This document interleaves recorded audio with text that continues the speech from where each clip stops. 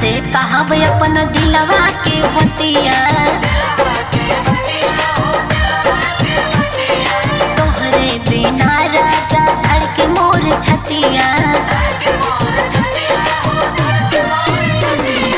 एकरा से कहब अपन दिलवा के बतिया, तोहरे बिना राजा धड़के मोर छतिया। कहूँ के करे जमोर रही मुरझाई के, कहूँ के करे जमोर रही मुरझाई के।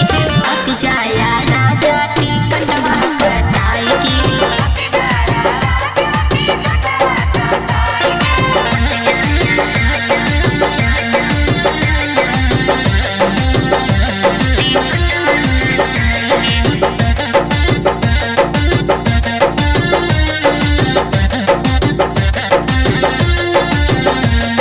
आजाद से घरे रहा मरल तोहर मतिया।